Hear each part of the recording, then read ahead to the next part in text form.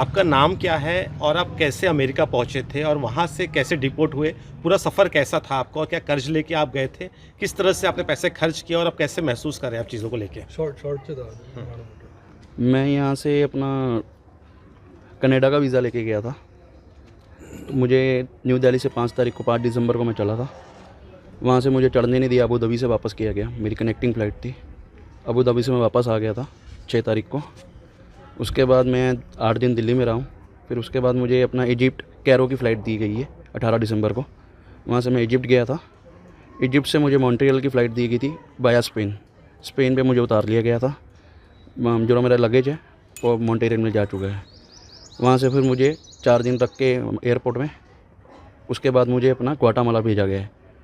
ग्वाटामाला से मुझे अपना निकारागुआ पीछे भेजा गया है।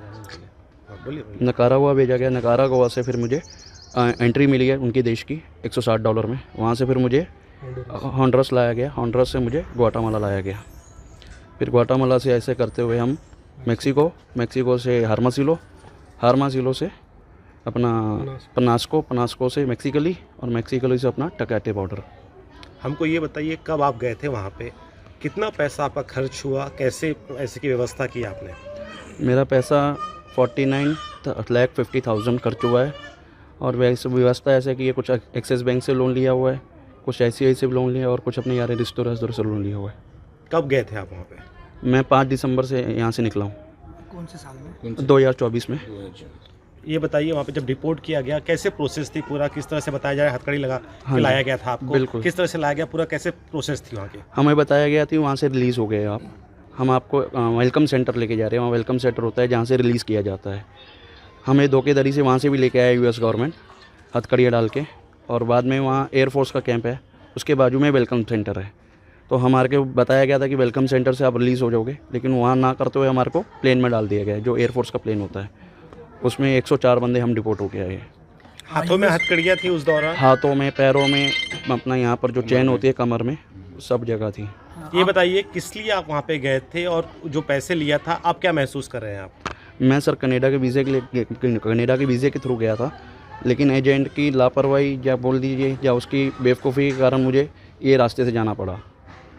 और मेरा जो बिज़नेस यहाँ कम था, मतलब यहाँ गाड़ी वालों का बिज़नेस नहीं हो रहा है, तो हम पैसे कमाने के लिए वहाँ गए थे। US नहीं जाना चाहता था, लेकिन कनाडा जाना चाहता, जो मेरा वीज़ा था।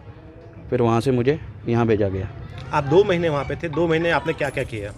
2 महीने में तो कुछ नहीं सर, ज़्यादातर तो इंडिया में और वो कैरो में रहे। बाद में माफिया ने पकड़ लिया था हमारे को गन पॉइंट पे। 10 दिन माफिया के पास रहे हम, हरमासिलो में। तो ये कहाँ, कौन से देश में आप थे जहाँ मैक्सिको हरमासिलो। जहाँ माफिया ने पकड़ लिया गया। पुलिस द्वारा हमारे को सरेंडर कराया गया है माफिया के थ्रू। उन वहाँ की मैक्सिको की पुलिस भी वहाँ पर उनके साथ मिली हुई थी। अमेरिका क्या रोल कॉल था जो डिपोर्ट किया आपको वहाँ से? मैक्सिको से कैसे पहुँचे आप अमेरिका, फिर कैसे डिपोर्ट किया गया वहाँ से? मैक्सिको से मैंने आपको जैसा बताया कि पनास्को पहुँचा जाता है पहले। पनास्को से मैक्सिकली लेके जाते हैं बाय कार। बंद कार होती है, पिके होती है, उनमें से लेके जाया जाता है। वहाँ से फिर वो मैक्सिकली से उनका जो बॉर्डर रहता है वो उनके बाजू से एक जगह है, खाली जगह, पहाड़ है। वो पहाड़ क्रॉस करना पड़ता है 3 घंटा। फिर वो मैक्सिकली आगे जाके कार अपने को फिर बिठा लेती है।